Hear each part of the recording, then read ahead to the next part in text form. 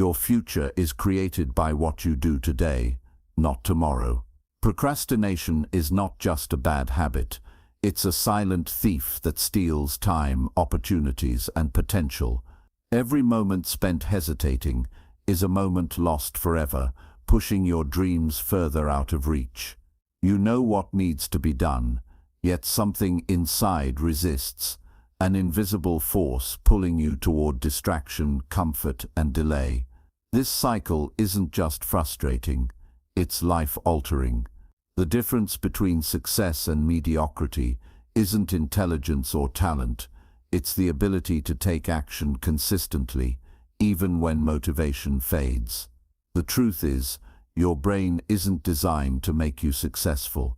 It's designed to keep you safe, comfortable, and energy efficient. It resists discomfort, avoids effort, and prioritizes short-term pleasure over long-term rewards. That's why you put things off, not because you're lazy or incapable, but because your mind is wired to take the easy way out. But here's the good news: you can reprogram it. You can override hesitation, silence self-doubt, and train yourself to act quickly, decisively, and without overthinking. This book is not about vague inspiration or willpower alone. It's a battle plan for reclaiming control over your actions, designed to help you break free from hesitation and build an unstoppable momentum. Inside, you'll discover science-backed strategies, psychological triggers, and simple yet powerful tricks to rewire your mind for action. You'll learn how to silence excuses, push past mental resistance, and develop a mindset that thrives on execution rather than avoidance. If you are tired of watching time slip away, tired of setting goals only to abandon them, tired of feeling stuck in the same patterns, then now is the time to change. Procrastination is not a personality trait. It's a behavior, and behaviors can be changed. The most successful people in the world aren't waiting for the perfect moment. They take action despite uncertainty, discomfort, or fear. Your future depends on what you do right now. Not tomorrow, not later. Right now. The choice is in your hands. Continue living in hesitation, or take control of your actions and build the life you truly want. The strategies in this book will show you how. The only question is, are you ready to take the first step? Chapter 1. Why your brain loves to be lazy. Your brain is a master of efficiency. It always looks for ways to save energy, avoid discomfort, and keep you in a state of safety. This is why, when faced with something that requires effort, your first instinct is to delay, rationalize, or look for an easier alternative. The human brain evolved for survival, not productivity. In ancient times, wasting energy on unnecessary tasks could mean starvation or death.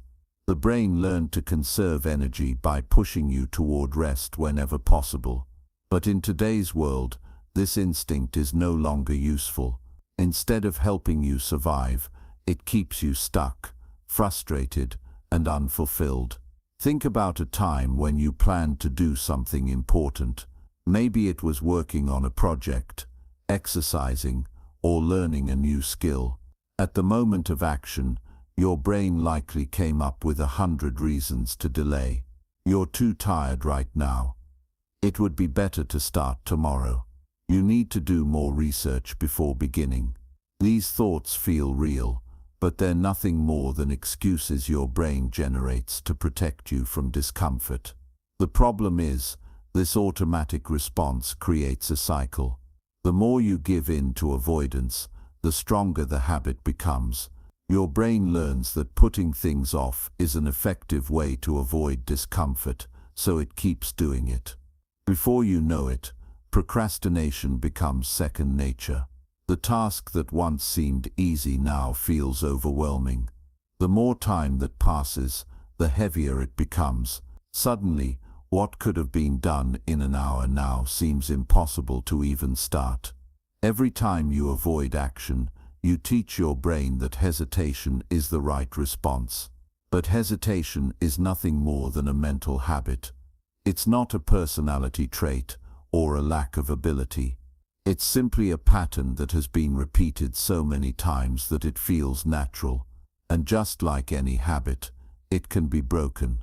The key is understanding that motivation doesn't come first, action does. Most people believe they need to feel ready before they can start. They wait for the perfect moment, the right energy, or the ideal circumstances. But this moment never arrives. Waiting for motivation is like waiting for a bus that never comes. You don't need motivation to start. You need to start to create motivation. Action creates momentum. The hardest part of any task is the beginning. Once you take the first step, your brain shifts gears. What once felt impossible suddenly feels manageable. This is why the smallest movement in the right direction can change everything. Your mind works like a snowball rolling down a hill. At first, it's small and slow, but with each movement, it picks up speed. The longer it rolls, the harder it is to stop. When you take action, even in the smallest way, you activate this momentum. Your brain shifts from resistance to engagement. The task no longer feels overwhelming. It feels doable. One of the most effective ways to break hesitation is to act before your brain has time to resist.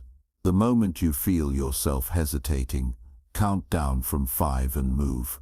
Stand up, open the document, start typing, put on your shoes.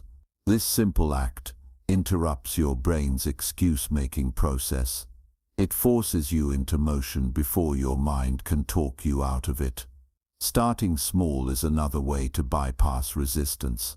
If a task feels too big, break it down into something so easy that you can't say no. If you want to exercise, commit to just 2 minutes of movement. If you need to write a report, start with 1 sentence. If you need to clean, pick up just 1 item. More often than not, once you begin, you'll keep going.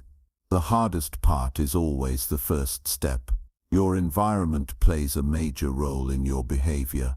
If distractions are within reach, your brain will choose them.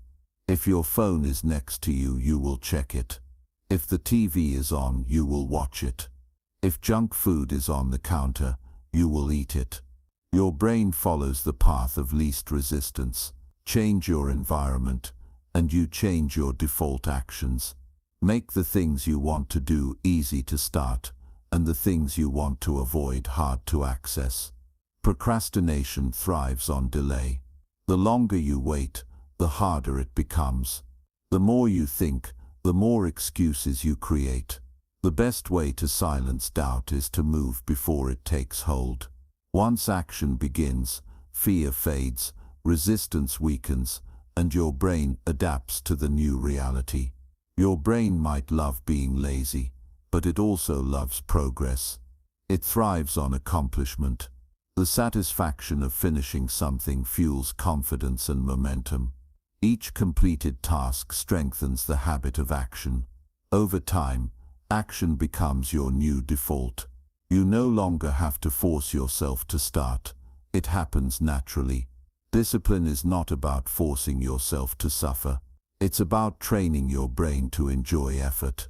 When you see action as rewarding rather than painful, everything changes. The mind can be tricked into craving challenge instead of avoiding it. The more you associate effort with growth, the easier it becomes to push forward. Excuses lose their power when you refuse to listen. Thoughts of hesitation will still appear, but you don't have to engage with them. Recognize them for what they are: automatic responses, not truths. The more you override them, the weaker they become. With time, hesitation fades, and action takes its place. Laziness is not a fixed trait. It's a habit formed by repetition. It can be unlearned the same way it was learned. Your brain is not working against you. It's following the patterns you've taught it. Change the patterns, and you change your life.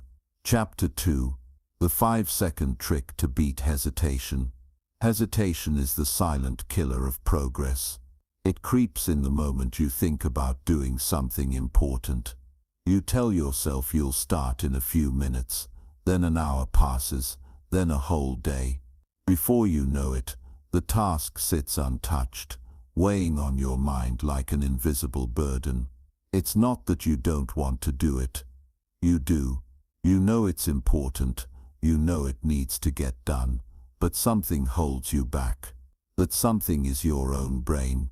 It convinces you that waiting is the better option, that you'll be more prepared later, that now just isn't the right time. The truth is, your brain isn't trying to sabotage you. It's doing exactly what it was designed to do, keep you safe. The mind is wired to avoid uncertainty, discomfort, and anything that requires effort. It craves the familiar and resists change. This is why starting is always the hardest part. The moment you think about doing something difficult, your brain scans for danger. It detects the slightest hint of discomfort and immediately signals hesitation. That hesitation is the small gap between thought and action, and in that tiny space, everything is decided. If you act before your brain has a chance to resist, you move forward. But if you hesitate, even for a few seconds, your mind starts looking for ways to pull you back into comfort. This is why most people never take the first step.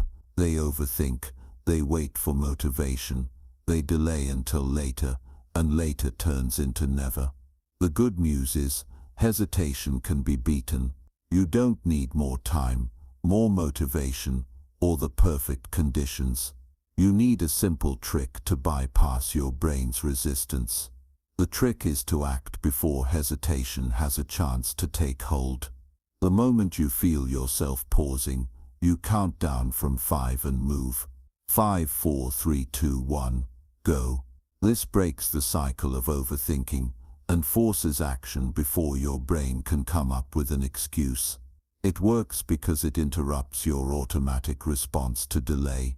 Instead of falling into the habit of waiting, you create a new habit of immediate action. The more you do this, the more natural it becomes. Starting is never about feeling ready. It's about making the decision to move before your mind stops you. The longer you wait, the harder it gets. Action isn't something you think about, it's something you do.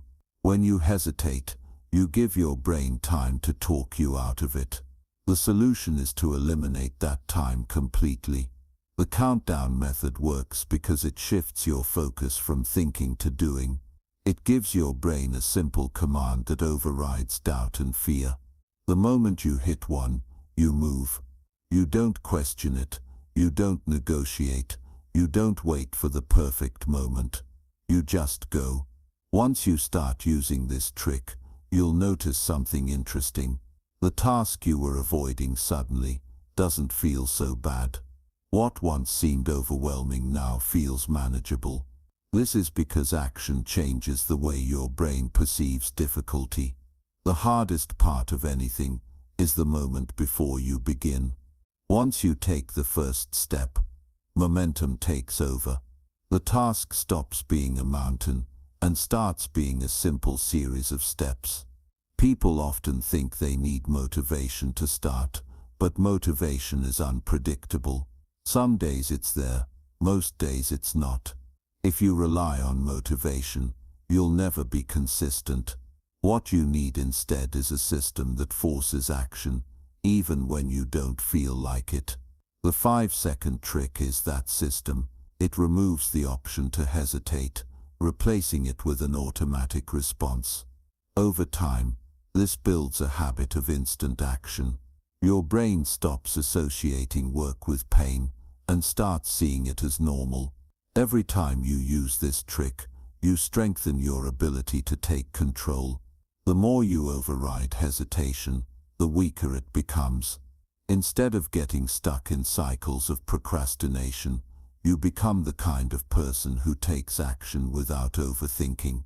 You stop delaying and start doing. The more you act, the easier it gets.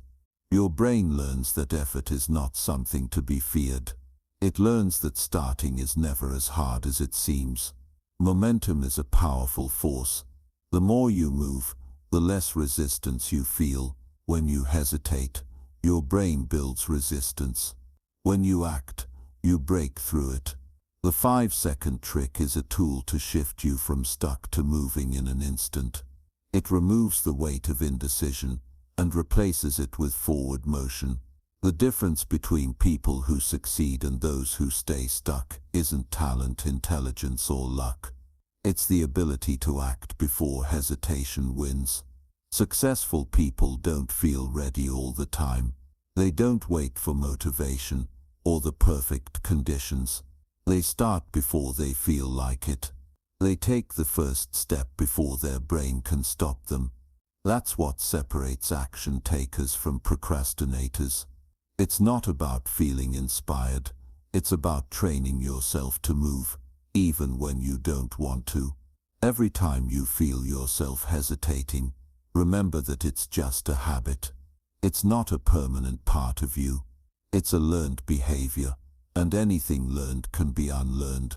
The more you break the cycle of hesitation, the less power it has over you. The trick is simple. The next time you catch yourself pausing, count down from 5. The moment you reach 1, take action. Stand up, make the call, send the email, open the document, step outside. Whatever it is, do it before your mind has time to resist. Hesitation only lasts a few seconds. If you can beat it in that small window, you win. The 5-second trick is the easiest way to do that. It's fast, it's simple, and it works. It removes the need for motivation and replaces it with instant action. No more waiting, no more excuses, no more overthinking. Just 5, 4, 3, 2, 1, go. Chapter 3. How to start when you don't feel like it. There are moments when the thought of starting feels impossible. The task is right in front of you, yet you sit there staring at it, waiting for something to change. You tell yourself that you'll begin in a few minutes, but those minutes turn into hours, sometimes even days. The weight of inaction builds, making the task feel heavier than it actually is. The longer you wait, the worse it gets.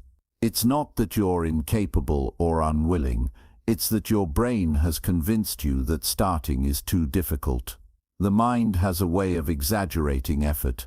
It turns a simple action into a massive obstacle. What should be a 5-minute task feels like climbing a mountain. This is why starting is always the hardest part. Once you begin, everything gets easier. The resistance you felt before suddenly disappears. The work that seemed overwhelming no longer feels that way. You realize that the hardest thing wasn't the task itself, but the act of beginning. There is a simple way to break through this mental barrier. Instead of waiting to feel ready, you shrink the task down to its easiest form. If you don't feel like writing a report, tell yourself you'll just write 1 sentence. If you can't get yourself to exercise, commit to doing just 1 push-up. If you're avoiding cleaning, pick up just 1 item. When you remove the pressure of doing everything at once, the resistance fades. The mind no longer sees the task as overwhelming, so the excuse to delay disappears. Once you start, a strange thing happens. That 1 sentence turns into a paragraph.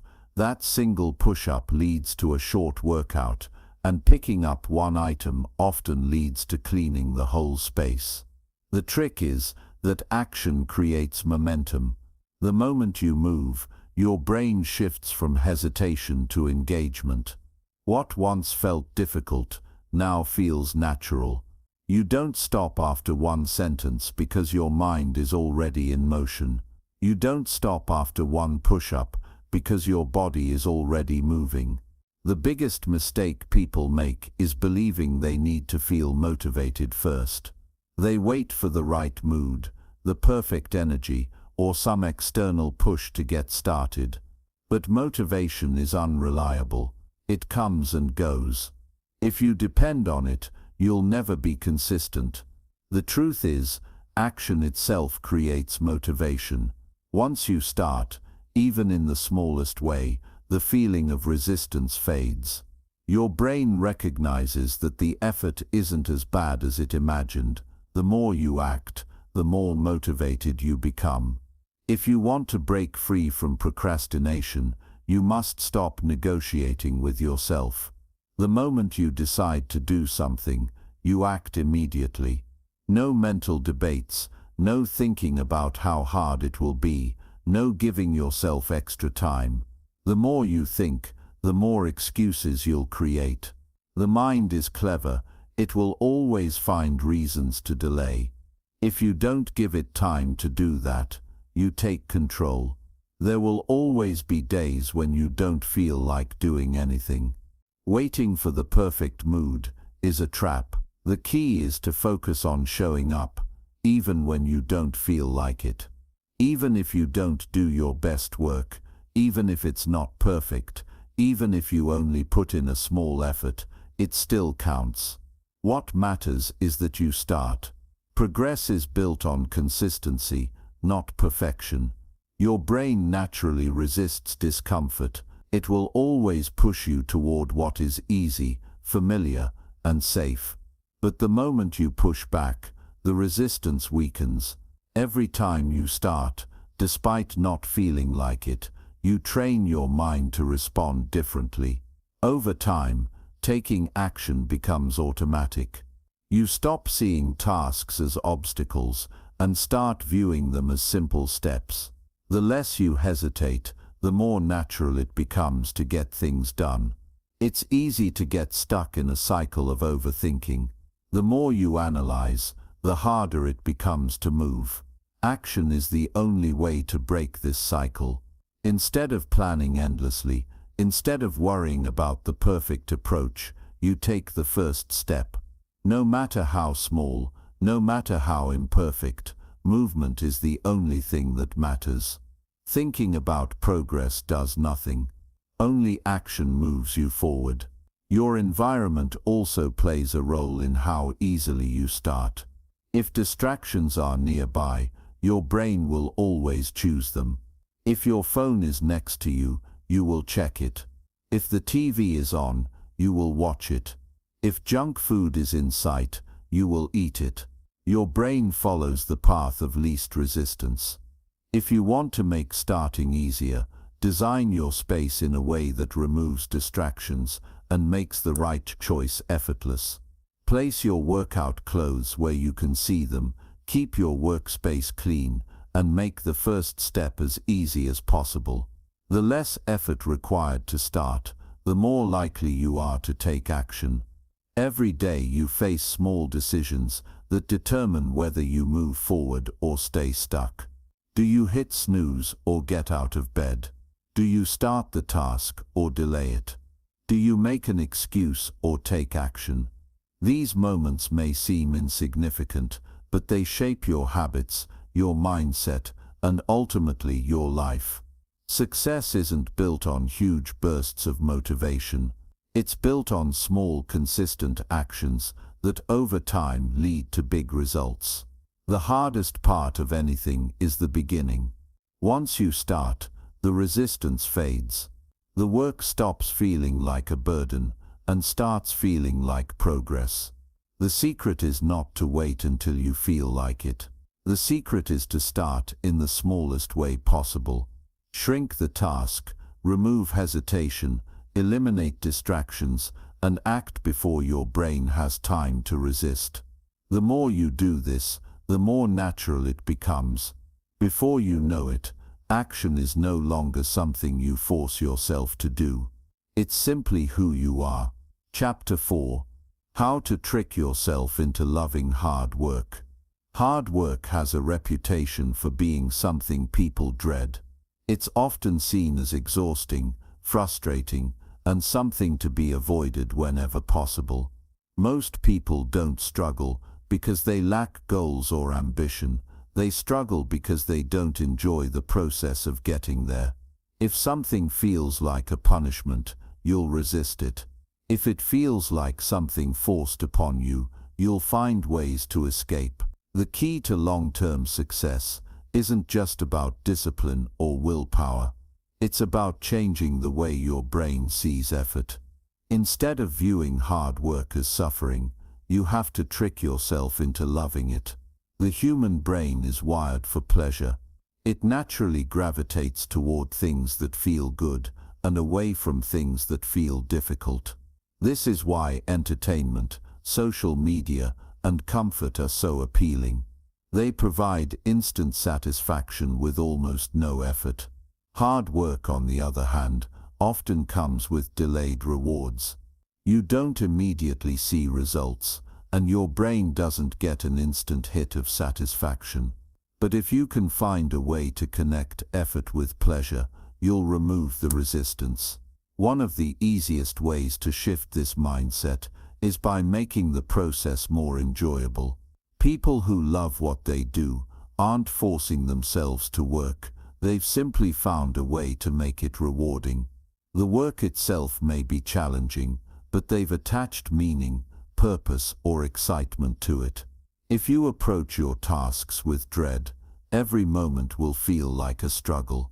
If you find ways to make the experience engaging, the difficulty fades into the background. Your brain releases dopamine when it anticipates pleasure. This is why people get addicted to social media, junk food, or video games. There's an expectation of immediate reward. But dopamine isn't just about mindless entertainment. It can be used as a tool for motivation. If you start associating progress with pleasure, your brain will begin craving effort. Instead of working against you, it will push you forward. Small wins create this effect. Every time you make progress, celebrate it. Acknowledge even the smallest achievements. When your brain starts to connect effort with a sense of reward, hard work stops feeling like something to avoid. Another way to rewire your perception of effort is by shifting your identity. If you see yourself as someone who dislikes hard work, you'll avoid it. If you define yourself as someone who thrives in difficult situations, you'll embrace it. The way you talk to yourself matters. If you constantly tell yourself that work is miserable, that you're lazy, or that you're bad at staying focused, those thoughts become your reality. But if you start believing that you're someone who enjoys the challenge, someone who takes pride in effort, your brain will follow. People act in alignment with their identity. When you shift from thinking, "I have to do this," to "this is who I am," everything changes. The struggle with hard work often comes from focusing too much on the end result. When you only care about the finish line, every step feels like an obstacle. But if you can shift your focus to the present moment, the work itself becomes more engaging. Athletes don't only train for the competition, they learn to love the training itself. Writers don't just aim for a finished book, they fall in love with the process of writing. If you can train yourself to find satisfaction in the effort, you'll no longer need motivation to keep going. The process itself will become the reward. There's also power in making things a game. The brain loves challenges, puzzles, and competition. If a task feels like a dull chore, your mind will resist it. But if you can turn it into a personal challenge, it becomes something engaging. Gamifying your progress can make even the most tedious work feel exciting. Set small milestones, track your progress, and create personal challenges. Instead of seeing hard work as a burden, make it something you're eager to conquer. Energy plays a huge role in how you perceive effort. If you're constantly exhausted, everything will feel harder than it actually is. The brain is part of the body, and when the body is drained, motivation disappears. Sleep, nutrition, movement, These aren't just side factors, they directly impact your ability to push through discomfort. When you take care of your body, hard work stops feeling so overwhelming. Your environment also shapes how you feel about effort. If you're surrounded by distractions, negativity, or a space that drains your energy, work will always feel like a struggle. If you create an environment that inspires focus and creativity, effort becomes easier. The people around you matter as well. If you spend time with those who complain about work, you'll start seeing it as a burden too. But if you surround yourself with people who embrace challenges, that mindset will rub off on you. The key to long-term success isn't about forcing yourself to work harder through sheer willpower. It's about making hard work feel rewarding. If you can find a way to enjoy the process, you won't need tricks to stay motivated. You'll naturally want to keep going. Progress itself becomes addictive. The more you associate effort with a sense of satisfaction, the easier it becomes to show up every day. At the end of the day, hard work is unavoidable. The question isn't whether you'll face challenges, it's how you'll approach them. If you see effort as suffering, every step will feel like a battle. But if you can train your brain to enjoy the challenge, you'll develop a mindset that makes success inevitable. It's not about forcing yourself to work, it's about changing the way you see the work itself. When you do that, discipline stops feeling like a chore and starts feeling like freedom. Chapter 5. The Identity Shift, Becoming an Action Taker. Who you believe you are determines what you do. Every action, habit, and decision you make is shaped by the identity you hold. People who see themselves as procrastinators will always find ways to delay. Those who believe they lack discipline will struggle to stay consistent. The way you define yourself becomes a self-fulfilling prophecy. If you want to take action effortlessly, you have to shift your identity. You must see yourself as the kind of person who does the work without hesitation. When you make this shift, productivity stops feeling like something you force yourself to do. It becomes natural. Most people try to change by focusing on actions alone. They set goals, create schedules, and try to force new habits. But if deep down they still see themselves as someone who struggles with motivation, their efforts won't last. Behavior follows identity. When your actions align with the person you believe you are, they feel effortless. If there's a conflict between your identity and your habits, you'll always struggle to stay consistent. A person who sees themselves as a runner doesn't have to convince themselves to go for a jog. It's simply what they do. A writer who believes in their craft doesn't sit around waiting for inspiration. They write because that's who they are. The easiest way to create lasting change is not by forcing yourself to act differently, but by becoming someone for whom those actions are second nature.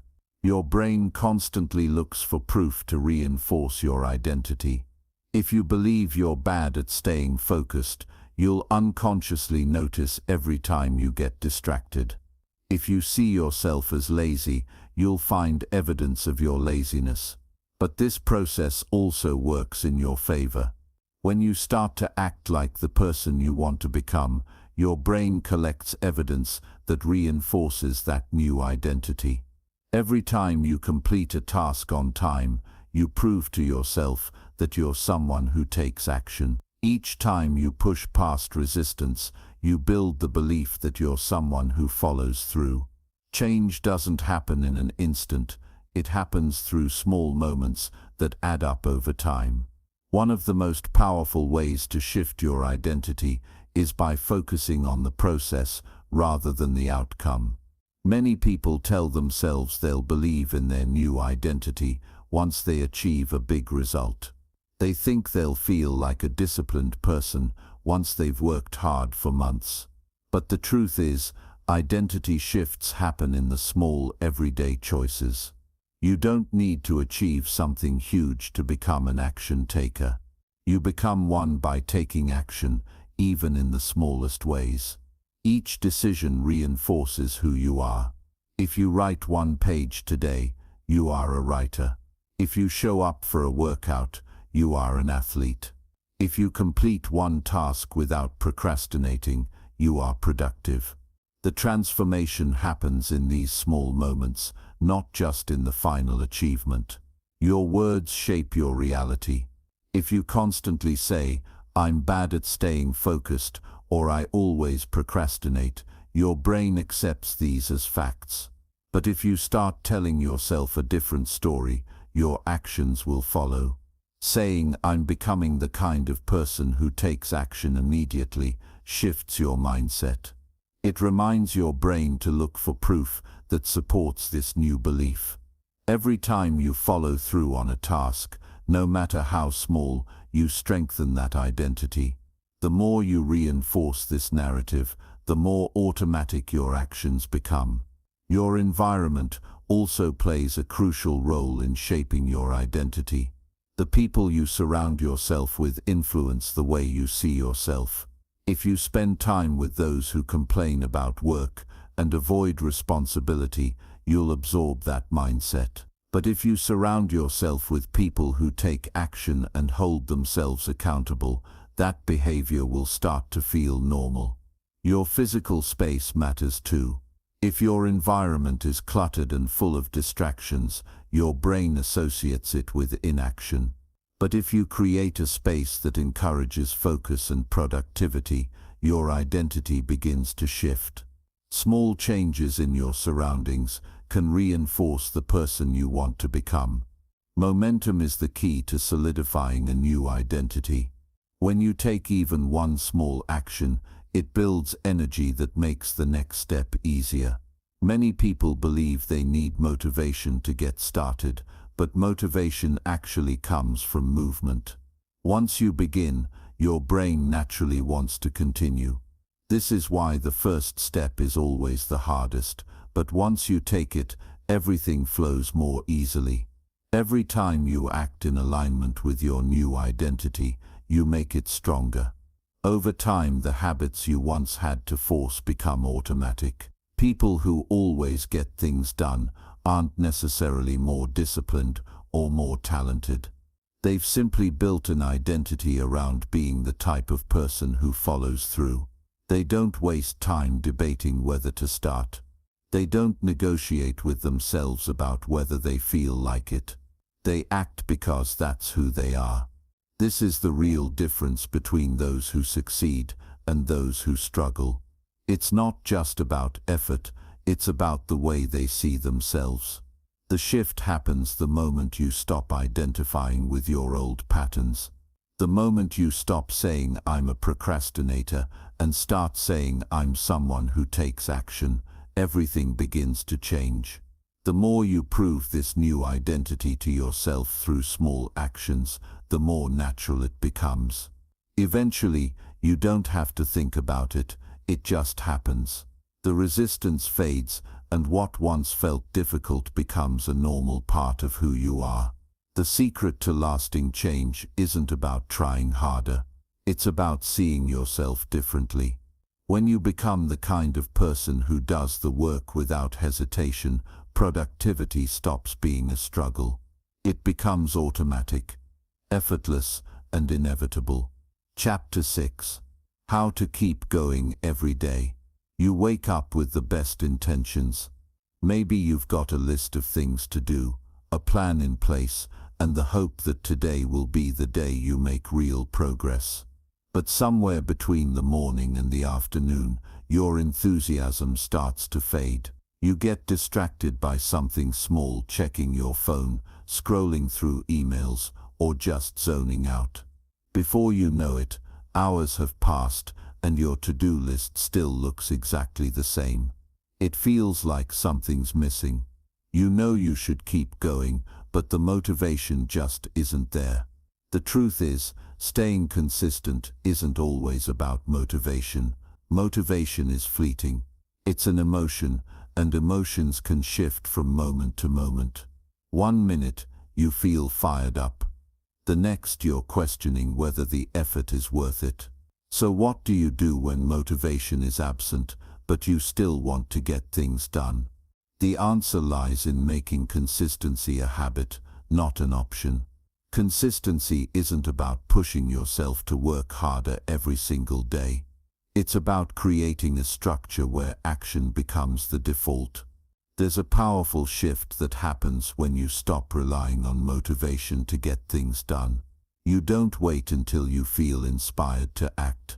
You take action, whether or not you feel like it.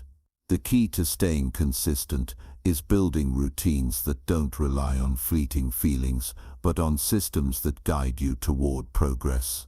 It starts by understanding that consistency isn't about perfection. It's about showing up, day in and day out, even when the conditions aren't ideal. The goal isn't to have a flawless streak, it's to develop the habit of moving forward, even when things feel difficult. You don't need a perfect day to keep going. You just need to make sure you don't let a bad moment or a setback derail you completely. The most successful people aren't necessarily those who work the hardest or smartest. They're the ones who show up, no matter what. The power of small wins is often underestimated. People tend to think they need to achieve huge breakthroughs to see progress, but real momentum comes from incremental victories. Every small step, every single task completed, contributes to your overall goal. By focusing on these small wins, you reinforce the habit of consistent action. You build a rhythm that becomes easier to follow. And as you see yourself making progress, even in the tiniest ways, you begin to reinforce the belief that you are capable of consistency. One of the biggest barriers to consistency is all-or-nothing thinking. We get caught up in the idea that if we don't have a perfect day or follow through perfectly, we've failed. This mentality can be paralyzing. If you skip one workout or forget one task, it feels like everything is ruined. But what if instead of looking at a mistake as a failure, you viewed it as part of the process? Every step back doesn't mean you've fallen behind. It's just one moment in the larger journey. Consistency doesn't require you to be perfect. It requires you to be persistent. The difference is subtle but important. Perfectionism causes stress, burnout, and anxiety because it sets you up for constant disappointment. Persistence, on the other hand, is about weathering the storms and continuing even when things aren't perfect. You keep showing up. You keep doing the work. And each day, no matter how small, adds up. Building habits that encourage consistency starts with simplicity. You don't need a complicated system or elaborate plan. You need to make the actions so easy to complete that they become automatic. This might mean breaking down your tasks into smaller, manageable pieces. Instead of setting out to write a book in one go, write for just 10 minutes every morning. Instead of aiming to exercise for an hour, start with a 5-minute walk. Over time, these small actions add up and eventually become part of your daily routine. Another key to consistency is setting yourself up for success in the simplest way possible. It's easy to let distractions get in the way, so the trick is to remove as many of them as possible before you start. If you want to write, turn off your phone notifications. If you're trying to be more productive at work, clear your desk of anything unnecessary. Your environment influences your behavior. The less you have to fight against, the easier it is to stay consistent. Sometimes we fail to stay consistent because we're not fully connected to why we're doing something in the first place. Without a clear reason, it's easy to drop off when the going gets tough. Reconnect to your purpose. Why is this task important to you? What's the bigger goal behind it? When you understand the deeper why, it becomes easier to make the everyday effort feel worthwhile. When you see the bigger picture, The small steps add up to something meaningful. The hardest part is often getting started. Once you begin, the momentum builds, and it becomes easier to continue. The idea of tackling a huge project can feel overwhelming, but breaking it down into smaller tasks makes it more manageable. Even if you only do a little each day, it adds up. Progress is progress, no matter how slow. Every action, no matter how small, is a step forward. Consistency thrives on routine. When you create a structure for your day, it becomes easier to fall into a rhythm of action. This isn't about creating a rigid schedule or becoming obsessed with following a timeline. It's about creating a rhythm that works for you, so your actions flow naturally. This could mean working on your most important task first thing in the morning, setting aside a block of time for deep work, or even having a designated place to work that helps you stay focused. The power of consistency comes from the fact that it compounds over time. It's not about making huge leaps all at once. It's about showing up every day, doing the work, and improving a little bit at a time. The compound effect of daily effort is what leads to big results. It's easy to overlook the small, but when they add up over weeks, months, or even years, the difference is staggering. You can't see it immediately, but with each step, you're getting closer to your goal. Staying consistent isn't always easy. There will be days when motivation is low, when distractions are high, or when life gets in the way. But the key is remembering that consistency isn't about having a perfect day. It's about showing up every day, even when things are difficult. It's about making small daily efforts that add up over time. Keep going, no matter what. Even when you feel like you've fallen off track. Remember, consistency isn't about perfection. It's about persistence, and persistence always wins in the end. Chapter 7. The Power of Deadlines. Why time limits force action. Time seems to move in mysterious ways. Some days it feels like there's never enough of it, and other days it slips by unnoticed. But when you look back, you realize that time doesn't just pass. It's something we must work with intentionally if we want to make the most of it. This is where deadlines come in. They might seem like just a way to manage time, but there's so much more. Deadlines are a tool that can push you to act, cut through distractions, and force you to focus. They transform vague intentions into concrete actions. We've all experienced the power of a deadline, whether it's a work project, a personal goal, or a task we've put off for too long. You can procrastinate for weeks, but the moment a deadline looms, something inside you shifts. That pressure forces you to take action. What's happening here isn't some magical burst of motivation. It's the sense of urgency, the recognition that time is finite, and there are consequences to not acting. This pressure is what makes deadlines so powerful. They force you to make decisions, prioritize what's important, and move forward, even if it's uncomfortable. The reason deadlines work so well is because they put a boundary on time. Without that boundary, it's easy to procrastinate. You can always tell yourself you'll do something tomorrow, or next week, or after the weekend. But when there's a firm deadline, it cuts through that illusion of endless time. It turns your task into something that can't be ignored any longer. That pressure you feel, though uncomfortable, is actually what propels you into action.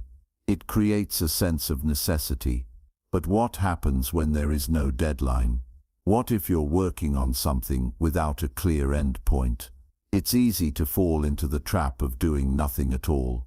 Without the urgency of a deadline, it's tempting to put things off, telling yourself you'll get around to it later. But later never seems to come. This is where you have to create your own deadlines, even when no one else is holding you accountable. You might not have a boss breathing down your neck, but you can still set deadlines for yourself that create a sense of urgency. Creating your own deadlines doesn't mean adding more pressure or stress. It's about setting realistic, meaningful time frames for yourself. When you give yourself a deadline, even a self-imposed one, you're making a commitment.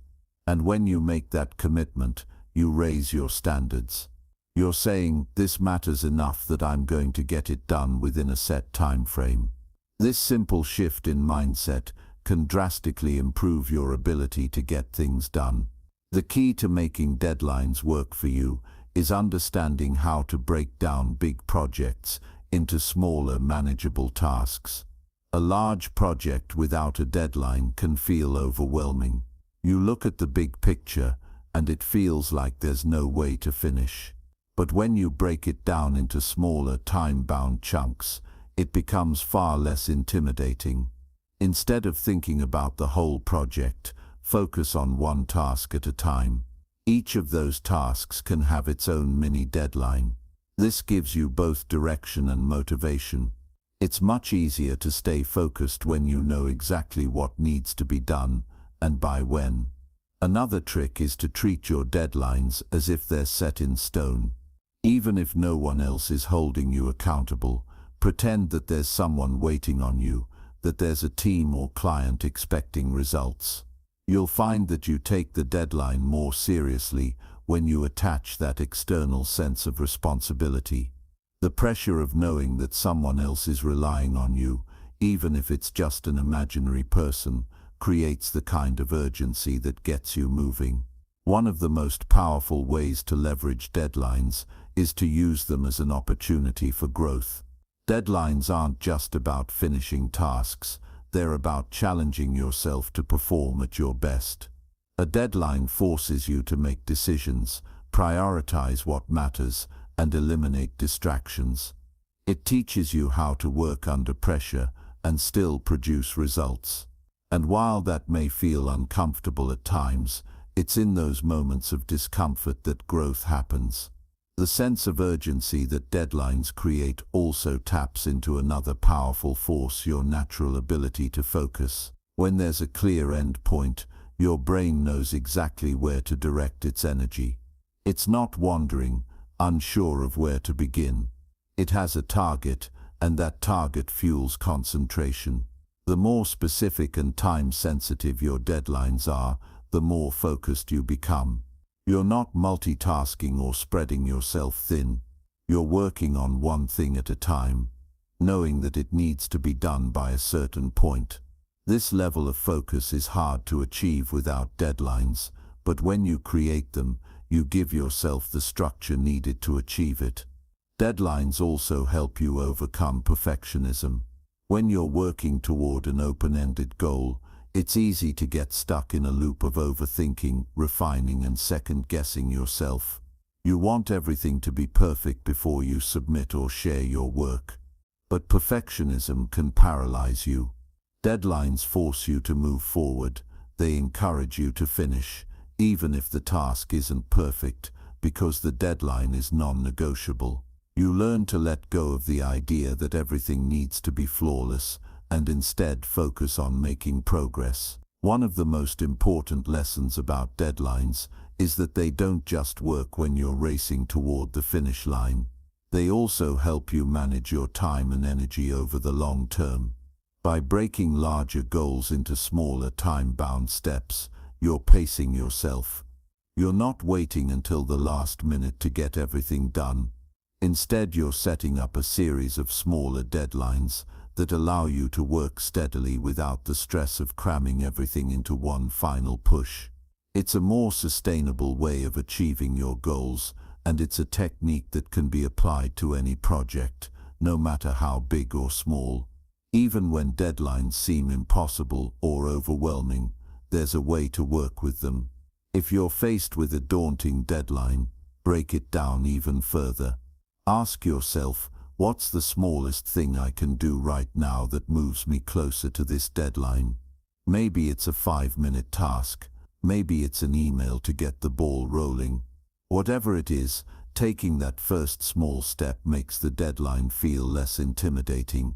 Each small action adds momentum, and before you know it, you've made significant progress toward your goal. The beauty of deadlines lies in their simplicity. They give you direction, they force you to take action, and they teach you how to prioritize. But they're not just about getting things done, they're about making the process more effective, less stressful, and more rewarding.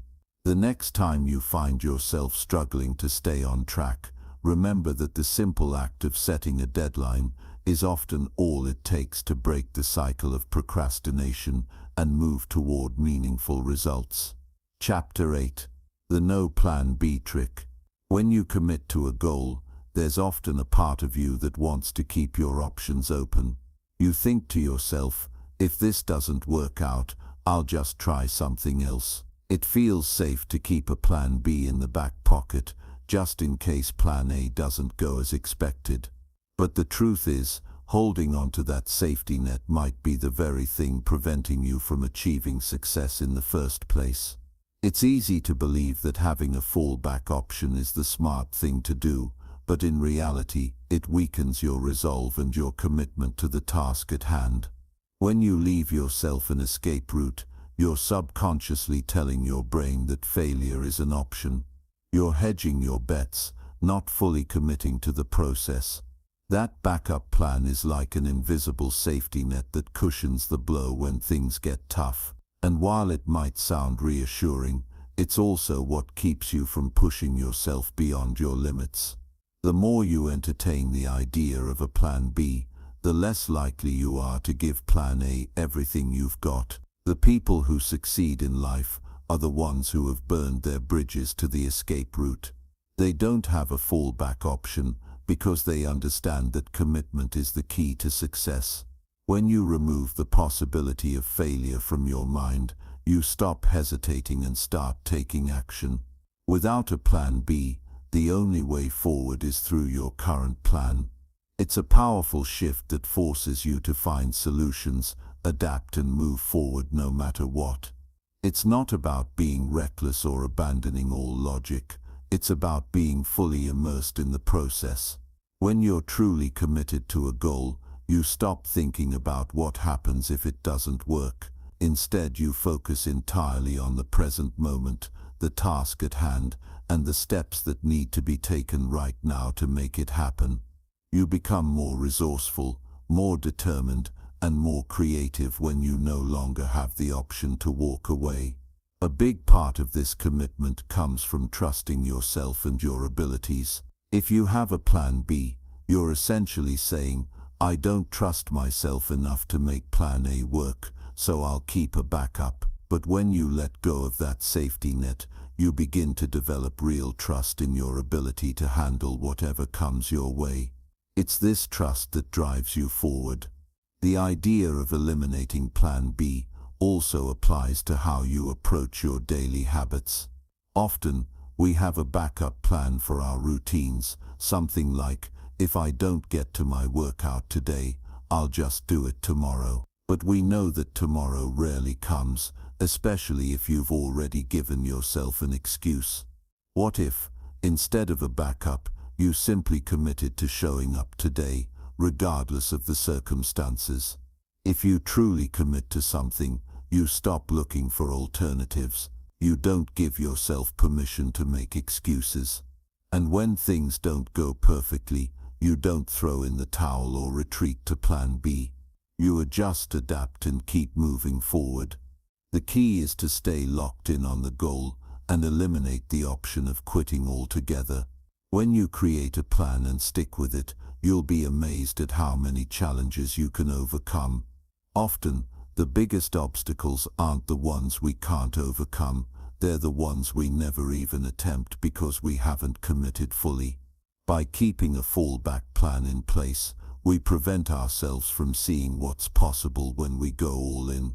Think about the people who achieve remarkable things. They don't have a plan B. They don't sit around thinking, what if this doesn't work out?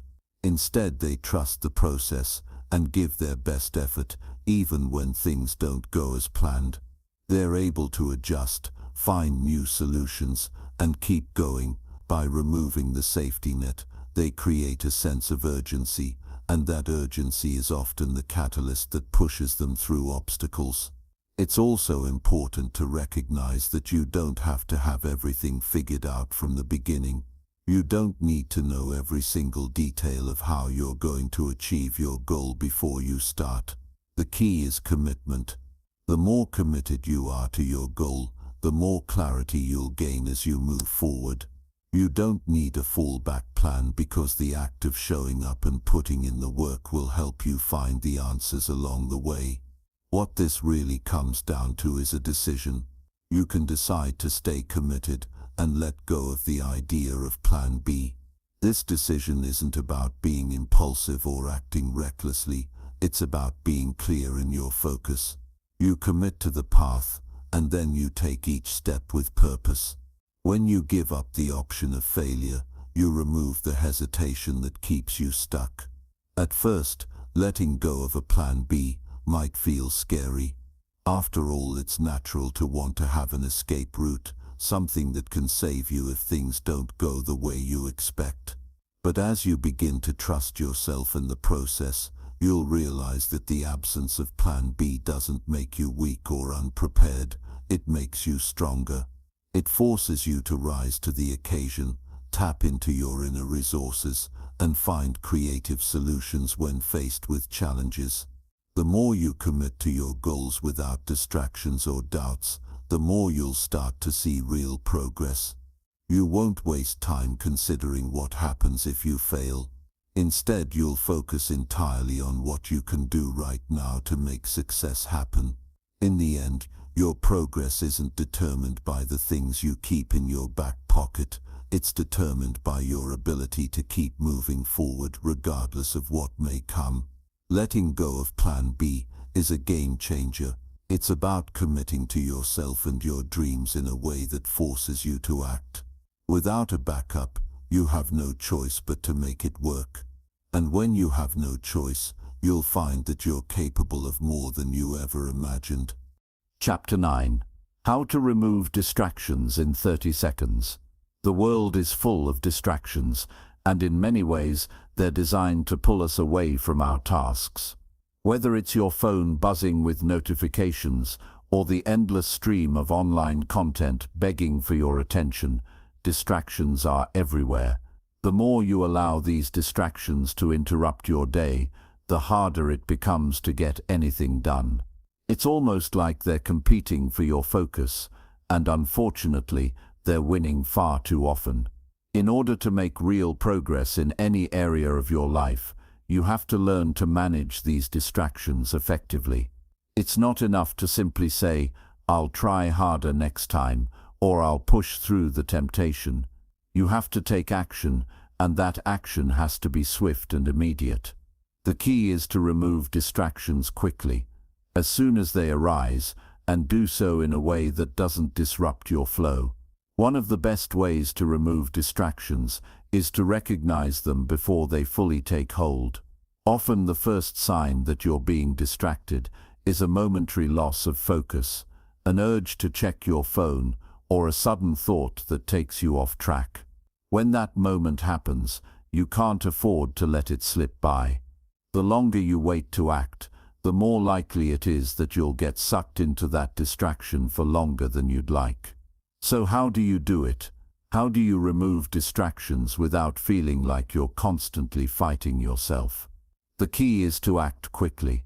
The moment you feel yourself being pulled away from what you're working on, make an immediate decision to stop the distraction in its tracks. It can be as simple as turning off your phone's notifications, closing unnecessary browser tabs, or even physically removing yourself from the situation if you're in a place where distractions are unavoidable.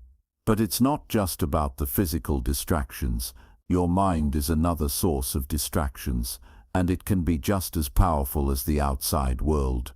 Sometimes, your own thoughts and worries will try to pull you away from your task, convincing you that something else is more important.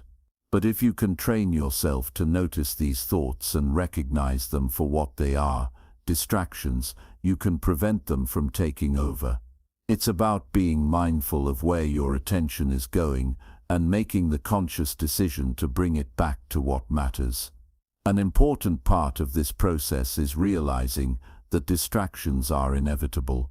No matter how hard you try, you can't completely eliminate them from your life, but you can control how you respond to them. The more quickly you acknowledge a distraction and remove it, the less time it will take away from your work. This is where the 30-second rule comes into play. Whenever a distraction arises, you have exactly 30 seconds to act. If you let that moment pass, you're more likely to get caught up in the distraction and lose focus for a longer period of time. By acting quickly, whether that means turning off your phone, closing a distracting app, or simply refocusing your mind, you're able to keep your momentum going and stay on track. It's not always easy to get rid of distractions, especially when they feel so pressing. We're conditioned to respond to notifications and messages right away, and it can be difficult to break that habit. But remember that every time you let a distraction take hold, you're giving away your power. You're allowing something outside of you to control your time, energy, and focus. And the longer you allow this to happen, the more difficult it becomes to break free. To be successful, you have to treat your time like the precious resource it is. Every second that you spend on something that doesn't move you closer to your goal is a second you'll never get back. And when you start to value your time more than you value the distractions, you'll naturally find it easier to avoid them. But that doesn't mean it will always be simple. It will take effort and intentionality on your part. One of the best ways to remove distractions is to set up an environment that supports your focus. This means getting rid of anything that might pull your attention away from what you're working on. If you're working from home, it could mean creating a designated workspace that's free from clutter or distractions. If you're in a public place, it might mean putting on noise-canceling headphones or sitting in a quiet corner where you're less likely to be interrupted. In addition to your physical environment, think about how you can set up your digital environment for success. Turn off notifications on your phone, put it in another room, or use apps that block distracting websites while you're working. The fewer external distractions you allow into your life, the easier it will be to stay focused on the task at hand. Another trick to removing distractions is to break your work into smaller, more manageable chunks. When you're faced with a large task, it's easy to become overwhelmed, and that can lead to a loss of focus. But if you break the task down into smaller, more achievable steps, you'll feel more in control, and you'll be less likely to get distracted. Focus on one thing at a time, and make sure you're giving it your full attention. You can also use timed intervals to boost your focus. The Pomodoro technique, for example, involves working in short bursts of focused effort, typically 25 minutes, followed by a short break. During the 25 minutes, you commit to working without any distractions, and when the timer goes off, you take a break. This system helps you avoid burnout and ensures that your attention stays sharp during your work sessions. The key takeaway here is that you don't have to let distractions control your day. By taking proactive steps to minimize them and responding quickly when they arise, you can reclaim your focus and stay on track. Distractions will always be part of life, but you have the power to decide how much impact they'll have on your progress. By training yourself to act quickly and remove distractions in 30 seconds or less, you'll be able to get more done and stay on course toward your goals. And with time and practice, you'll find that focusing becomes easier and more natural, allowing you to accomplish more than you ever thought possible. Chapter 10. The One-Touch Rule. Stop wasting time on small tasks. You've probably heard it before, don't sweat the small stuff. It's one of those sayings that's often repeated, but rarely taken to heart. The thing is, the small stuff can actually be a huge problem when it comes to managing your time and focus. We all have a million tiny tasks that seem trivial on the surface. Answer an email, file a document, make a quick phone call, but the reality is, these small tasks have a sneaky way of draining our attention and energy. They may seem insignificant, but together, they pile up and consume more time than you'd think. If you've ever found yourself jumping from one tiny task to another, checking your email, answering texts, doing quick household chores, you know what I mean. It feels like you're doing something productive, but in reality, you're just spinning your wheels, never really moving forward. This constant switching between tasks can also leave you feeling mentally exhausted, even though you haven't accomplished anything substantial. One of the best ways to tackle this problem is by implementing the one-touch rule. It's simple, but incredibly effective. The idea is that once you touch a task, you either complete it or set it aside for later. There's no room for procrastination or second-guessing. The moment you start on something, you either finish it immediately or delegate it. And by immediately, I mean within a short window of time. Think no more than a few minutes. How many times have you found yourself putting something off because it seemed like a minor task that you'd deal with later? The problem with this approach is that later rarely comes. The small tasks pile up, and soon you're faced with a mountain of things to do, most of which could have been handled in the time it takes to make a cup of coffee. The one-touch rule flips this on its head. You make the decision to deal with something right away, even if it's only for a couple of minutes. Here's how it works in practice. Let's say you open your email inbox and see a message from a colleague asking you to look over a document. If you're like most people, your initial instinct might be to read the email, make a mental note to check the document later, and then move on to something else. But with the one-touch rule, you don't allow yourself to get away with this. The moment you read the email, you take action. If it's something you can do in less than 2 minutes, replying with a quick answer, reviewing a document, or handling the task at hand, you do it then and there. The beauty of this approach is that it eliminates the build-up of small nagging tasks that constantly distract you. Instead of allowing your inbox to become a constant source of stress, you treat each email as an opportunity to either deal with it immediately or put it in its proper place. You'll find that this reduces mental clutter, which frees up your focus for more important tasks. But the one-touch rule isn't limited to email. It applies to all the small tasks that tend to clutter up your day. Every time you find yourself doing something that only takes a few minutes, whether it's responding to a text message, handling a minor request from a friend, or tidying up a small area, ask yourself if you can do it right now. The answer is almost always yes. Instead of putting it off or adding it to your to-do list, you take care of it and move on. One of the common excuses people give for not applying the one-touch rule is that they don't want to interrupt their flow. They're working on something important and don't want to be distracted by these small tasks. While it's true that deep work requires uninterrupted focus, the key is knowing when to take care of these smaller tasks without letting them derail your productivity. You can still manage small tasks efficiently without breaking your concentration. The one-touch rule is about building the discipline to handle things immediately without allowing them to build up and distract you later.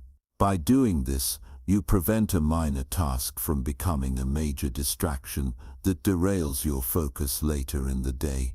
Let's say you're in the middle of a big project, deeply focused on the task at hand. You get a text or a quick notification on your phone. Now, if you follow the one-touch rule, you know that you have two choices: either deal with it quickly or ignore it until your work session is over. If you decide to deal with it, You don't let yourself fall into the trap of checking your phone endlessly or letting the distraction derail you. You respond, move on, and get back to your original task without any lingering interruptions. Another key aspect of the one-touch rule is recognizing when something doesn't need your attention at all. We tend to have a knee-jerk reaction to every little thing that crosses our path, whether it's an email, a message, or a small chore. We feel like we need to handle everything right away, but the truth is, not everything is urgent. Sometimes the best thing you can do is ignore a task until it becomes truly important. The one-touch rule helps you identify these moments where letting go of something until later is the best course of action. The one-touch rule is particularly useful when it comes to decluttering your mind. When you leave things unfinished or allow them to pile up, it creates mental clutter that inhibits your focus and energy. By using this rule, you make sure everything gets dealt with immediately and decisively, which helps you maintain a sense of control over your day. And this sense of control is essential if you want to stay motivated and productive. As you start applying this rule in your daily life, you'll notice a few things. First, you'll be amazed at how much time you waste on tasks that could have been handled quickly. Second, you'll find that you have more mental space to focus on the important tasks that actually require your time and energy. You'll start to feel lighter, more focused, and more in control of your day. You may also find that the one-touch rule helps you build momentum.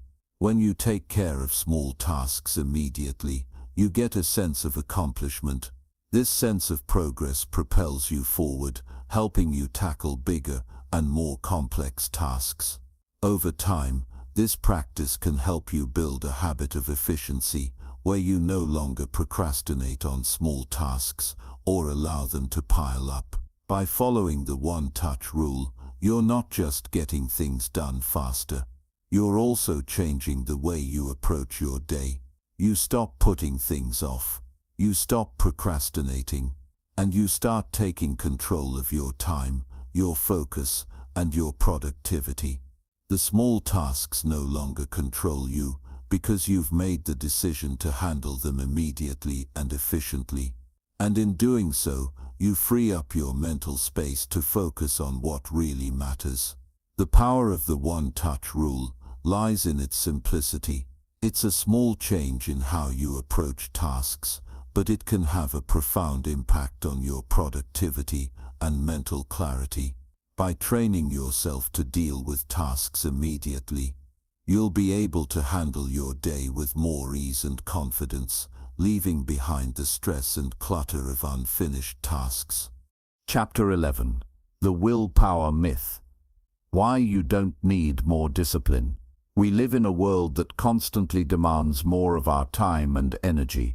The more you try to push yourself, the more you're told that it's about willpower. The myth goes something like this: if you had more discipline, you'd be able to conquer your procrastination and get everything done.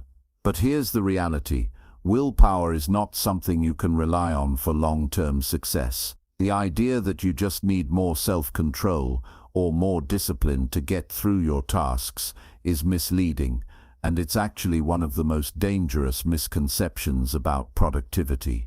We've all experienced those moments where we muster all our willpower to tackle something we've been putting off. Maybe it's a big project, an important conversation, or something else that requires a lot of focus. At first, we're determined. We push through the discomfort and force ourselves to stay on task. But then, after a while, we hit a wall. We get tired, we get distracted, our motivation wanes, and what happens next? We procrastinate again. So, we double down, thinking that we just need more discipline and self-control, but this only leads to burnout and frustration. What's really going on here? The truth is that willpower is a limited resource. You can only rely on it for so long before it runs out. It's like trying to drive a car without refueling. You may be able to go a little while, but eventually you'll hit empty. That's why the key to overcoming procrastination isn't about trying to force yourself through it with sheer willpower. It's about creating systems and habits that work for you, ones that don't require you to depend on self-discipline all the time. Think about it. How often have you found yourself putting something off, even though you know it's important? It's because motivation is not something you can summon on demand. It's not something you can just turn on by sheer force of will. Motivation comes and goes, and when it's gone, willpower is all you have left to get you through. But that's not a sustainable way to get things done. So, what can you do instead? The first step is understanding that willpower isn't the solution to procrastination. The second step is recognizing that we don't need more discipline to get things done. We need smarter strategies. Think of it like this. Instead of trying to push your way through tasks with sheer willpower, create an environment and system that makes it easier to succeed.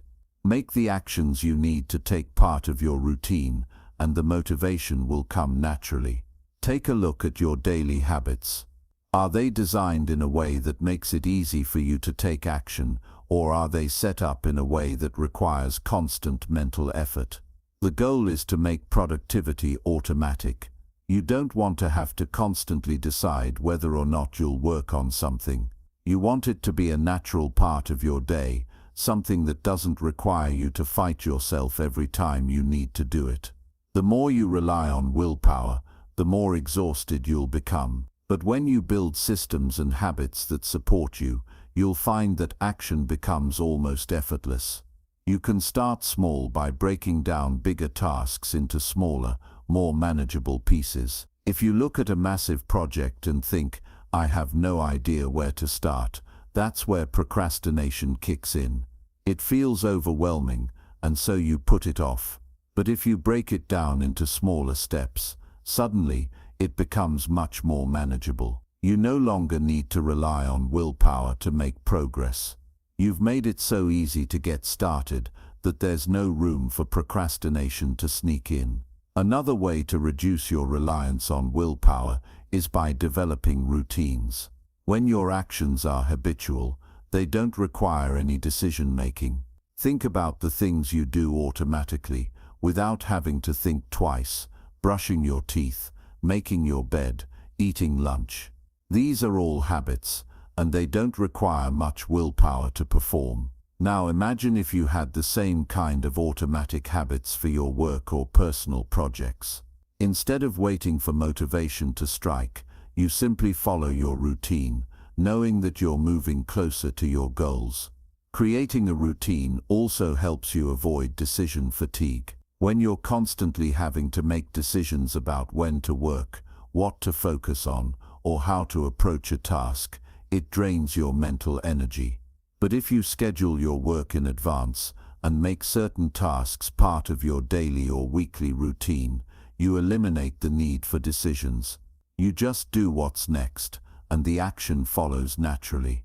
One more thing to keep in mind is that willpower works better when it's not drained by unnecessary distractions. The more you can reduce distractions in your environment, the easier it will be to stay focused and take action. It's much harder to concentrate on a task if you're constantly checking your phone, responding to messages, or dealing with interruptions. By creating an environment that minimizes distractions, you allow yourself to focus on the task at hand without needing to use all your willpower just to stay on track.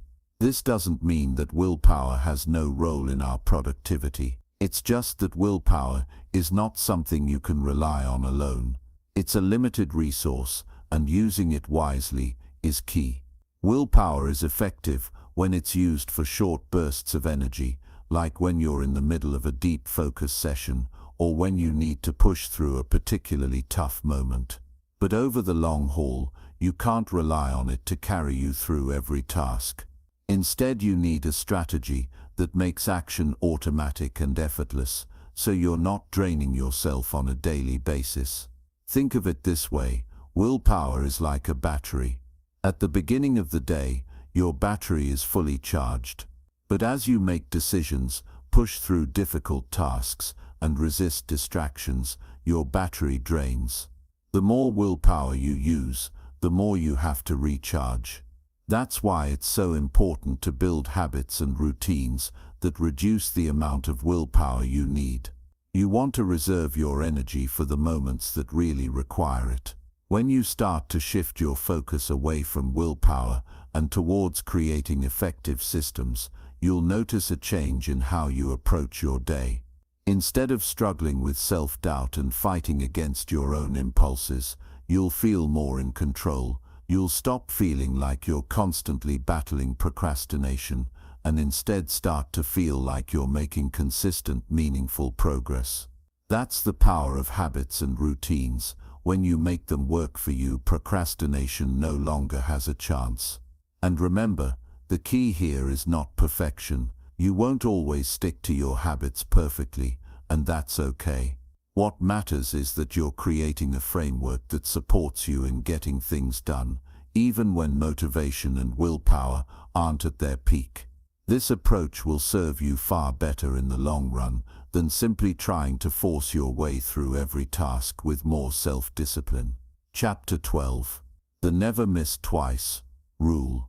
Procrastination is an easy habit to fall into, and once you're in it, it's hard to break free. You might feel like you're constantly slipping into the same old cycle. You begin with good intentions, but then something derails you. A moment of hesitation turns into a day, a week, or even longer. But the good news is, it's possible to change that cycle. You just need to remember one simple rule: never miss twice. This rule is deceptively simple, yet incredibly powerful. It works because it cuts through the complexity of behavior change. It's easy to let one mistake turn into two, and then two turns into a habit, and before you know it, you're right back where you started. The idea behind never miss twice is that if you slip up once, that's okay. It happens. But the key is not to let it slide into a pattern. You're allowed to miss a day, but don't let that turn into two. Once you miss twice, you've given yourself permission to fall into the habit of missing more often, and the momentum you've built starts to break down. The first step is recognizing that you're human, and humans slip up. It's part of the process. If you're trying to form a new habit or change an old one, you'll have moments where you falter. That's not a failure. That's part of the journey. The real test is what happens after you slip up. Do you use that as an excuse to quit entirely, or do you get back on track as soon as you can? The never miss twice rule means that when you slip up, you don't let it define your progress. You don't let it become an excuse to give up altogether. Instead, you focus on getting back to your routine the very next time you're able. Think of it like falling off a bike. The first time you fall, you may feel embarrassed or frustrated, but you don't stop trying to ride. You get back up, and you try again. If you were to let that first fall stop you, you'd never learn how to ride. Life is much the same. Missing a day or failing once doesn't define you, but how you respond does. When you get back up quickly, you maintain your momentum, and you keep moving forward. This concept is essential in the fight against procrastination, because the moment you let yourself miss more than once, you've given procrastination a foothold. When you're trying to build momentum or stay consistent, the smallest slip-up can feel like the end of the world. It's easy to let a missed task or a day of procrastination snowball into something bigger. But the secret is in the recovery. The faster you can recover, the less power procrastination has over you. When you train yourself to bounce back immediately, you break the cycle before it has a chance to build any real momentum. Another powerful aspect of never miss twice is how it helps prevent all or nothing thinking. This is a trap that many people fall into. They think that if they can't do something perfectly, they shouldn't do it at all. One missed day becomes a justification to quit entirely, and the progress you've made feels like it's been wiped out. But in reality, perfection isn't the goal, progress is. The never miss twice rule helps you maintain your progress, even on the days when things don't go perfectly. You allow yourself room for mistakes, but you don't let those mistakes derail your overall goal. This rule also works wonders for long-term consistency. One of the reasons we procrastinate is that we see a big task and we feel overwhelmed. We think, this is too much, I'll never be able to do it all. But when you follow the never miss twice rule, you take the pressure off. You don't have to do everything in one go. You just need to show up consistently. If you can't do everything today, that's fine. Just don't skip 2 days in a row. When you stop expecting perfection, and accept that you'll miss a day, or get off track sometimes, you can start focusing on the bigger picture. The days when you're off track don't matter as long as you get back in the game the next day. What matters is showing up more often than not. If you make the rule to never miss twice, you're setting yourself up for success in the long term. The consistency you build over time will become the new habit, and it will be much easier to stay on track. Building this kind of consistency requires a mindset shift. It's not about avoiding failure or perfection. It's about embracing progress. It's about giving yourself permission to stumble, knowing that it doesn't define you. The key is to recognize that missing one day doesn't have to lead to missing more. It's a small but significant distinction that makes all the difference. Take a moment to think about the times in your life when you've let one mistake become 2, then 3, and so on. Maybe you've done it with a workout routine, or a project at work, or even with personal habits. It starts small, a missed day here and there, but eventually it turns into a pattern. This is the power of momentum, but it works both ways. Just as negative momentum can take you off track, positive momentum can get you back on track. The trick is in your response. When you miss, get right back to it. The faster you do that, the more your brain starts to associate consistency with ease, and the less procrastination will hold power over you. You can think of your mind like a train. Once it's moving, it's hard to stop. It takes effort to get it started, but once you build up momentum, it keeps moving with less energy. The same thing happens with good habits. The more you show up, the easier it becomes to show up again. And if you let one slip-up derail you, it's like stopping that train completely.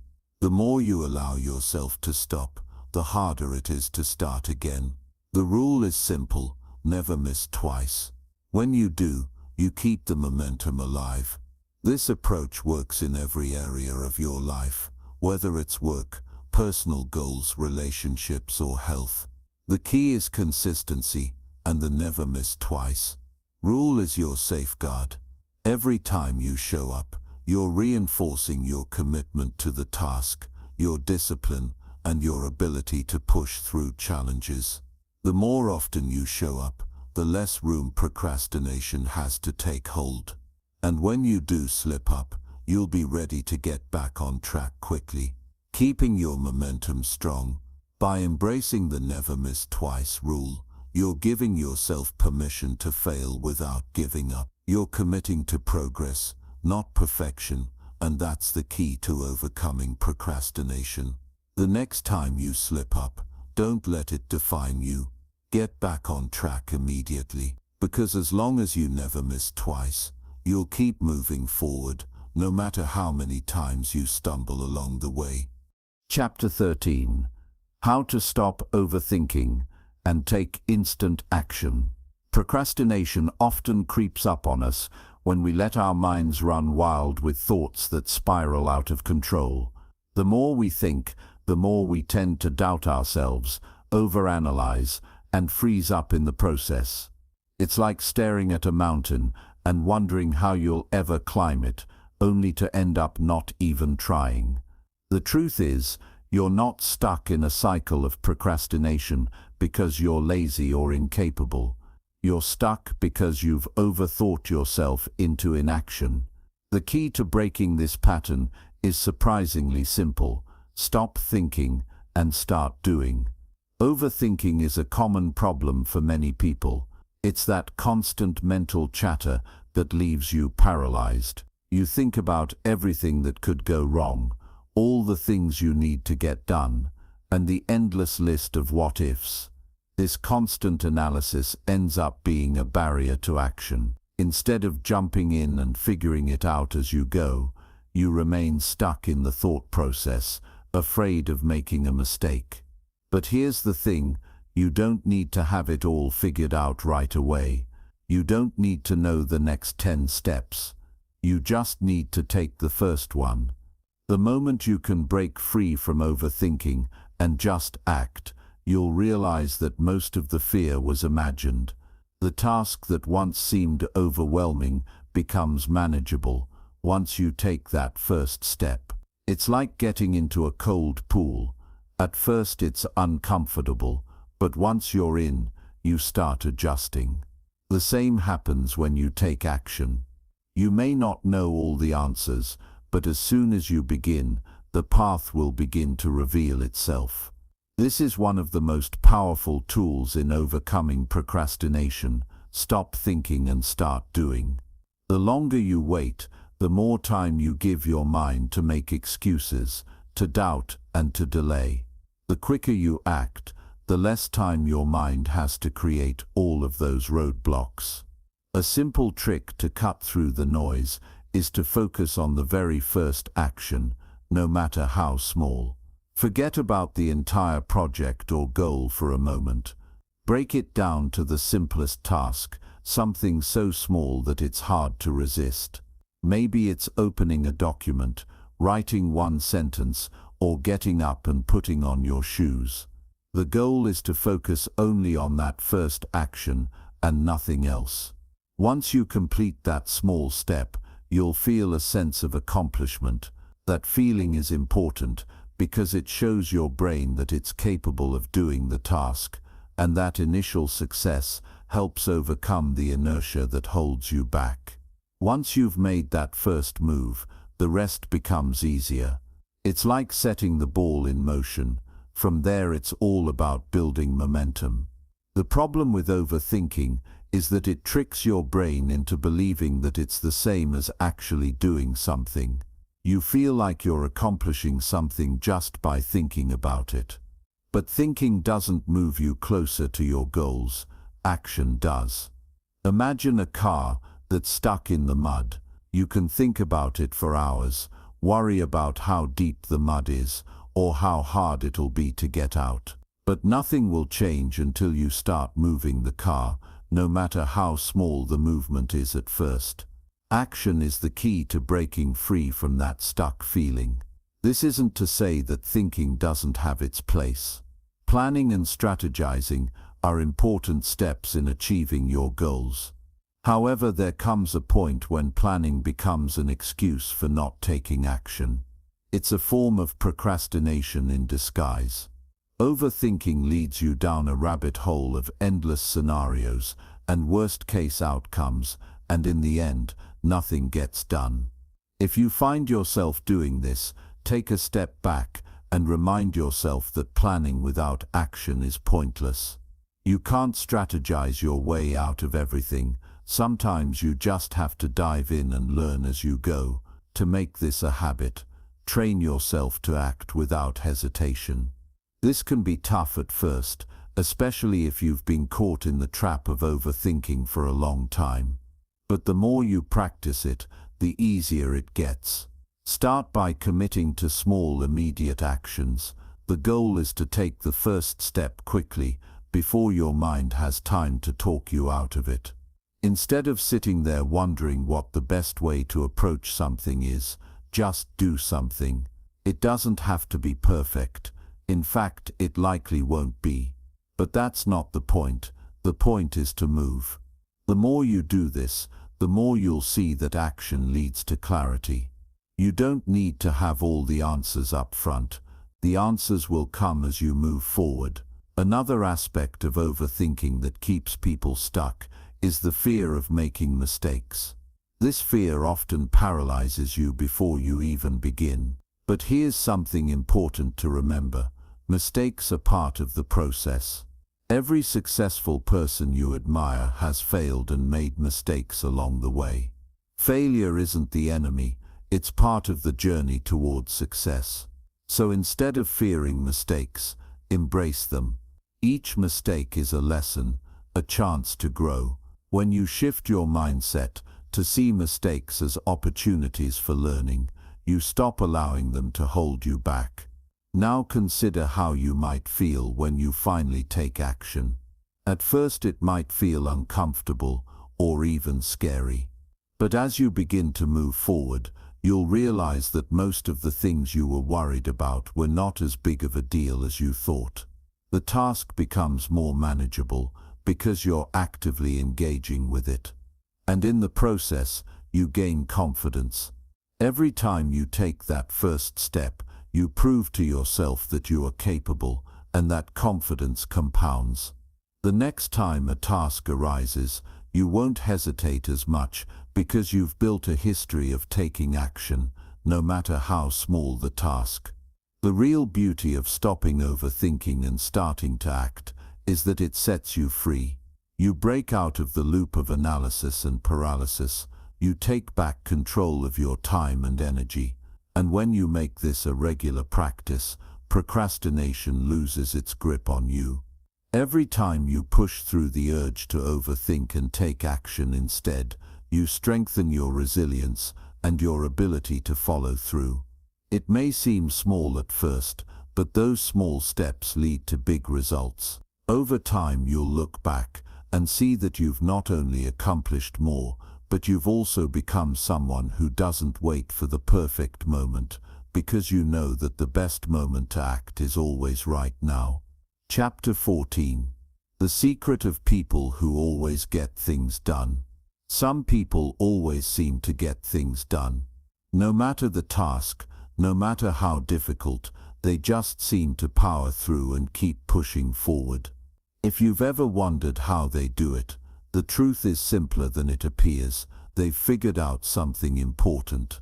They've mastered a fundamental principle of success that everyone can learn. And it doesn't require magic, luck, or a special talent, just a consistent way of thinking and acting.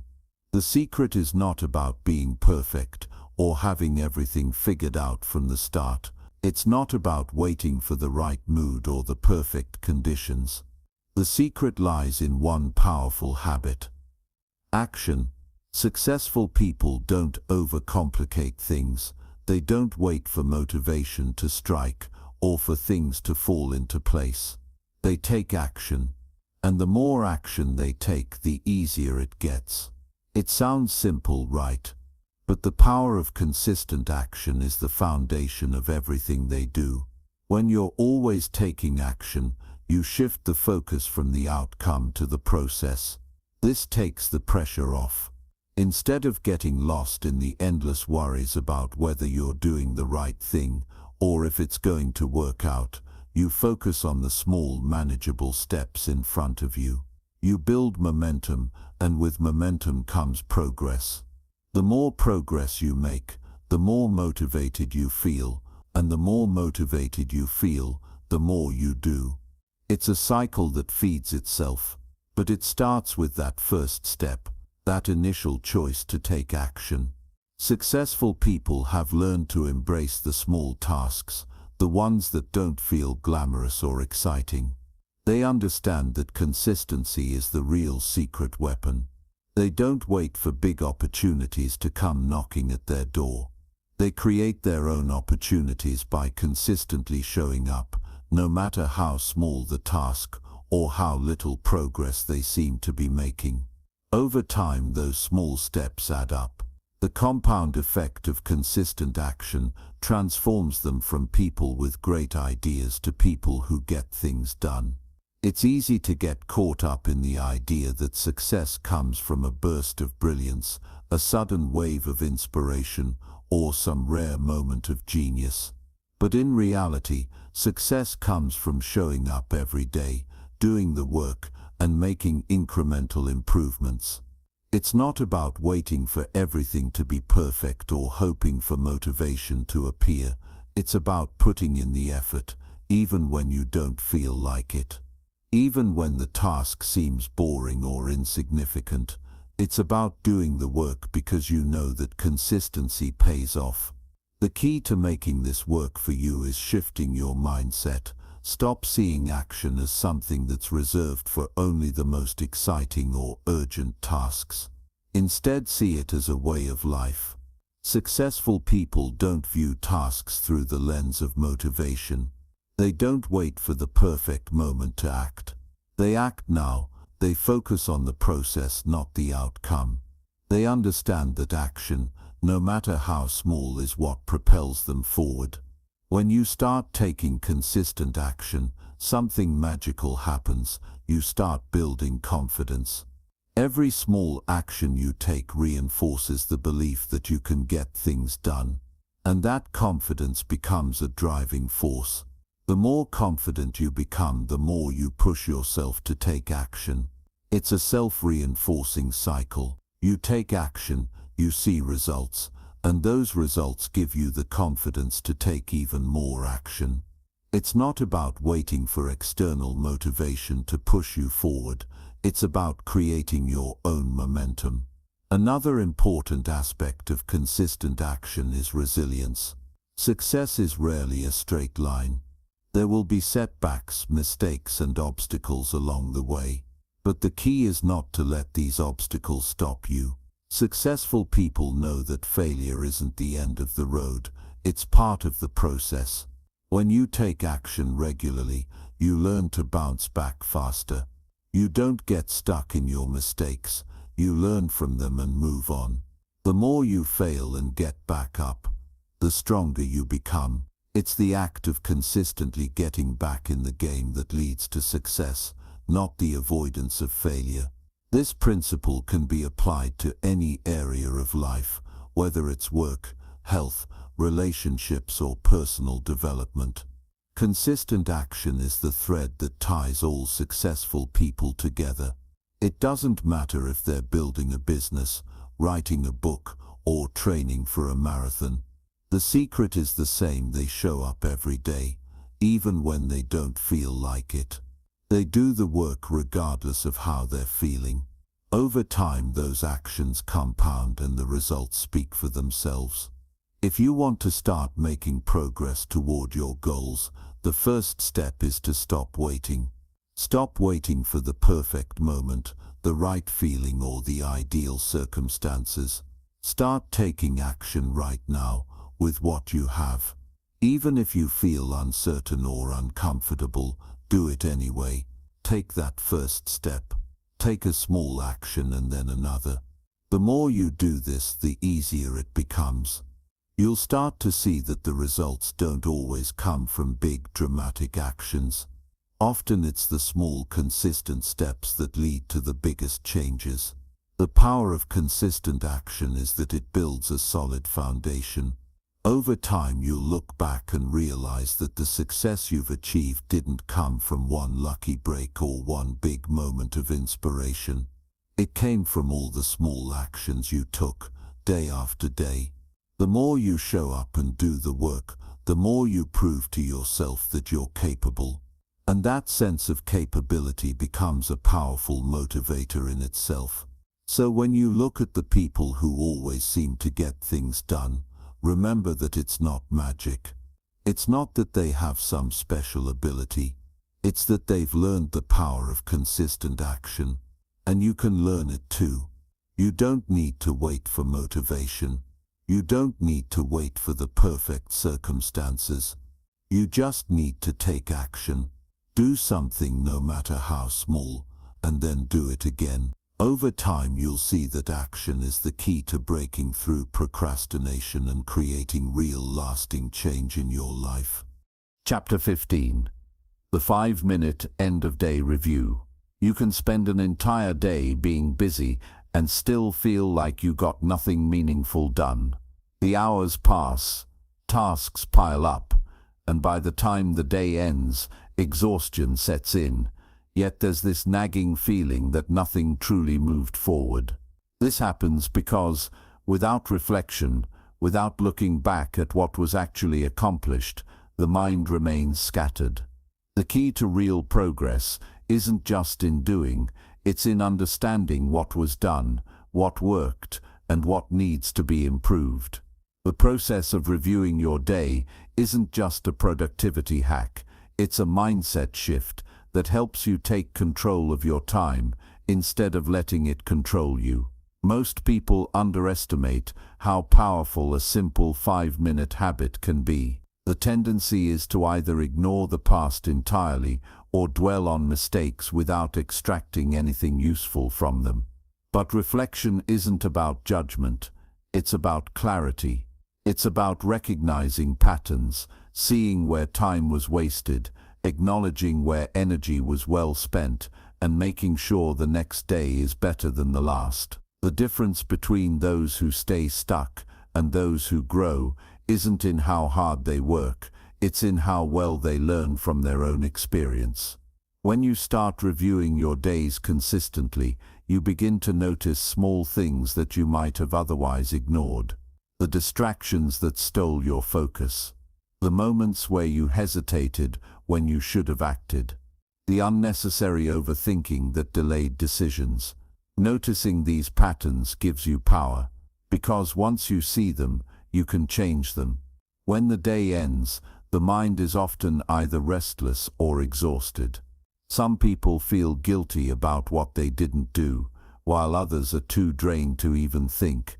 But the mind needs closure. It needs a signal that the day is complete, that everything has been processed, and that tomorrow can start fresh. Without this, stress builds up. Unfinished tasks carry over like extra weight. Loose ends create mental clutter, making it harder to focus when the next day begins. The simple act of reviewing the day and setting a clear plan for the next prevents this. It's like organizing your thoughts, the way you'd organize a messy desk.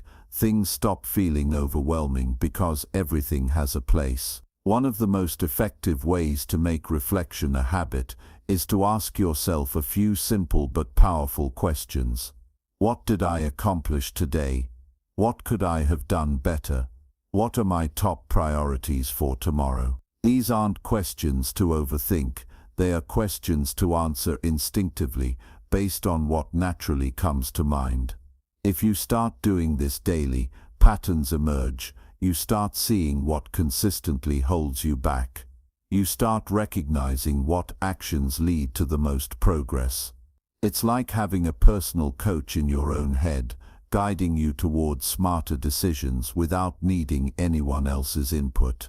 The beauty of this habit is that it doesn't require much effort. It's not about writing long journal entries or analyzing every small detail. 5 minutes is enough. 5 minutes to pause, reflect, and reset. In those 5 minutes, you give yourself the opportunity to process everything without carrying unnecessary stress into the next day. You give yourself a mental checkpoint, a way to separate one day from the next, so that every morning begins with a clear direction instead of scattered thoughts. Many people think that productivity is about squeezing more tasks into their day, but real productivity is about doing the right things consistently. If you don't reflect, you don't know if you're moving in the right direction. You might be busy, but busyness without progress is just another form of procrastination. When you take the time to look at what's working and what's not, you gain control over your results. You stop relying on random bursts of motivation and start creating a system that ensures success, even on days when you don't feel like putting in the effort. People who consistently grow are those who pay attention to their own progress. They don't just work blindly, they take note of what's effective and what isn't. They adjust their approach based on real experience, not just theory. And they don't see mistakes as failures, they see them as lessons. When you review your day, you train your brain to think this way. Instead of getting frustrated about what didn't go well, you start asking, what can I learn from this? And that shift in mindset makes all the difference. A common mistake people make is believing that small habits like this won't make a difference. But that's the same thinking that keeps people stuck in cycles of procrastination. Change doesn't happen overnight. It happens through small, consistent actions that compound over time.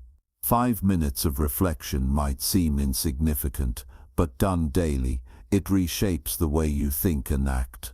It creates awareness, and awareness is what leads to change. When you become more aware of how you spend your time, how you react to challenges, and what truly moves you forward, you naturally start making better choices. One of the biggest benefits of this habit is the sense of closure it brings. Instead of carrying unfinished thoughts and worries into the night, you end the day with a sense of completion. The brain works best when it knows what to focus on. When you reflect on what was done and set a clear intention for the next day, your subconscious keeps working in the background. You wake up with clarity instead of confusion. You start the day already knowing what matters, instead of wasting the first few hours figuring it out. Building this habit doesn't require discipline, it just requires consistency. It's easy to skip, easy to tell yourself it's not necessary. But the people who master their time, who stay focused, and who achieve their goals are the ones who hold themselves accountable. They make reflection part of their routine, not as an extra task, but as a necessary step toward improvement. The real transformation happens when this stops feeling like something you should do and starts feeling like something you can't go without. That's the reason successful people are so intentional with their time. They don't just live reactively, going through each day without thinking. They take control of their time by reflecting, adjusting, and improving. They recognize that growth isn't just about what you do, it's about what you learn from what you do. If you want to move forward, if you want to stop feeling stuck, start by paying attention to your own patterns. 5 minutes a day is all it takes to gain clarity, make adjustments, and start showing up as the best version of yourself.